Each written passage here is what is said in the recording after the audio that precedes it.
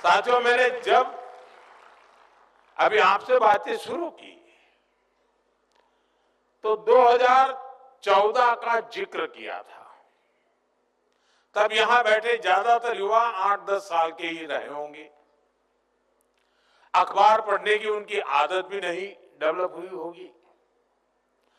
आपने policy paralysis का वो पुराना दौर नहीं देखा जब उस समय की सरकार की इसलिए आलोचना होती थी कि वो समय पर फैसले नहीं लेती, और जो फैसले होते भी थे वो जमीन पर ठीक से लागू नहीं होते थे। नियम कायदे ऐसे थे जिससे हमारा नौजवान कुछ नया करने के बारे में सोच भी नहीं सकता था। देश का युवा परेशान था कि इतनी बंदिशों में वो जाए तो जाए कहां।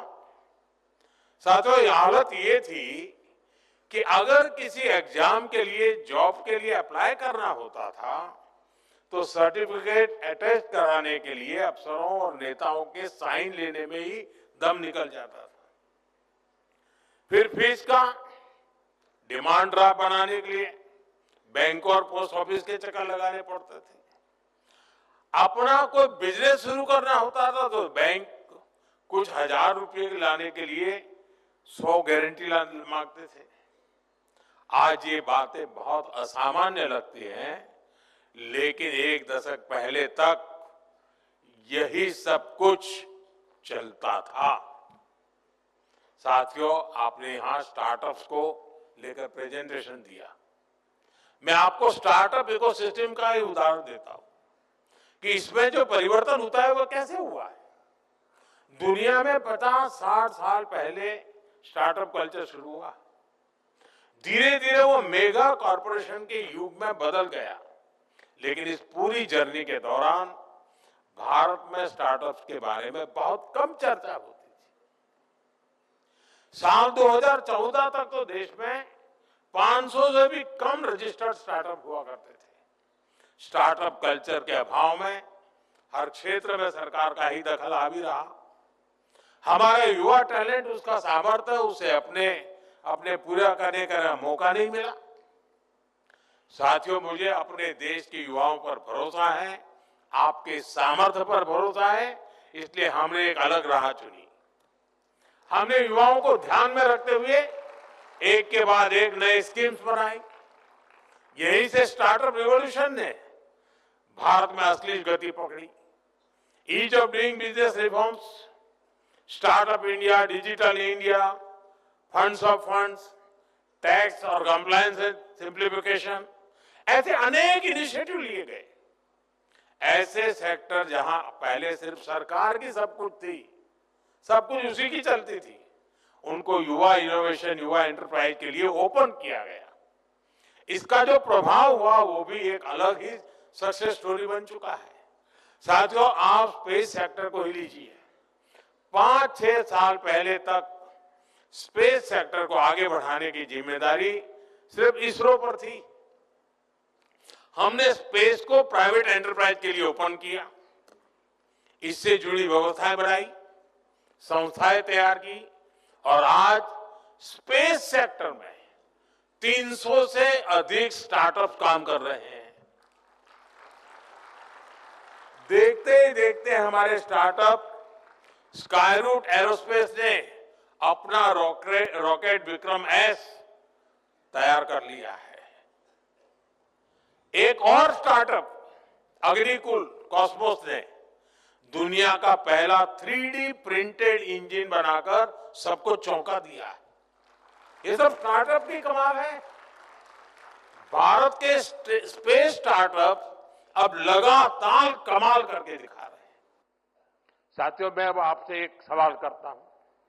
आप कल्पना करिए कि अगर ड्रोन उड़ाने पर 24 घंटे अनेकों तरह की पाबंदी लगी रहती तो क्या होता।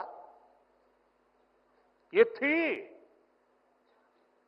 पहले हमारे यहां ड्रोन उड़ाना या बनाना दोनों कानूनों के जाल में फंसा हुआ था। लाइसेंस लेना पहाड़ चढ़ने जैसा काम था और इसे केवल सुरक्षा के नजरिए से ही देखा जाता था। हमने नए नियम बनाए, नियम आसान किए। इसके कारण आज हमारे यहां कितने ही युवाओं को ड्रोन से जुड़े सेक्टर में आगे बढ़ने का मौका मिला है। युद्ध क्षेत्र में मेड इन इंडिया ड्रोन देश के दुश्मनों को धूल चटा रहे हैं और कृषि क्षेत्र में हमारी नमो ड्रोन दीदियां खेती में ड्रोन टेक्नोलॉजी का उपयोग कर रही है।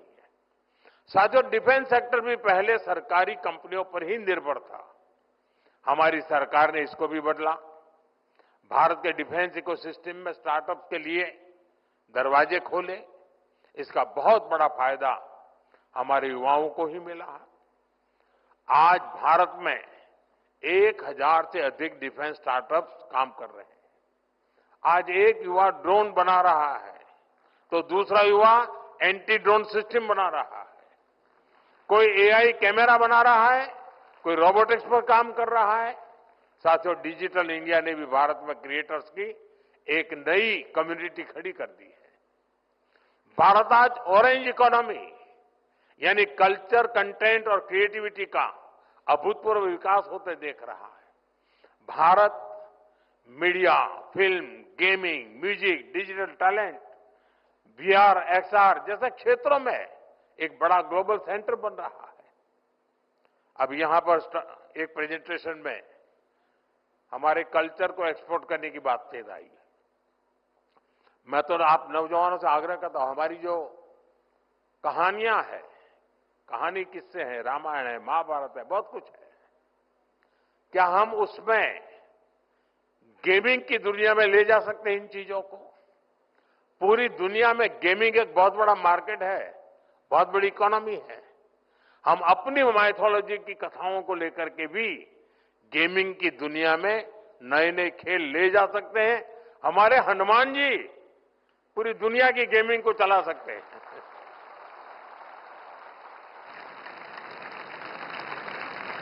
हमारा कल्चर भी एक्सपोर्ट हो जाएगा, आधुनिक रूप में हो जाएगा, टेक्नोलॉजी का उपयोग होगा। और आजकल भी मैं देख रहा हूं हमारे देश के कई स्टार्टअप हैं जो गेमिंग की दुनिया में बहुत बढ़िया भारत की बातें कह रहे हैं और बच्चों को भी खेलते खेलते भारत को समझना सरल हो जाता है। साथियों, world audio visual and entertainment summit यानी वेव्स युवा क्रिएटर्स के लिए एक बहुत बड़ा लॉन्च पैड बन गई है। यानी सेक्टर कोई भी हो, आपके लिए आज भारत में अनंत संभावनाओं के द्वार खुल रहे हैं। इसलिए मेरा आज यहां इस आयोजन से जुड़े सभी युवाओं से, देश के युवाओं से आह्वान है, आप अपने आइडिया के साथ आगे बढ़िए, रिस्क लेने से पीछे मत हटिए। सरकार आपके साथ कंधे से कंधा मिलाकर चल रही है।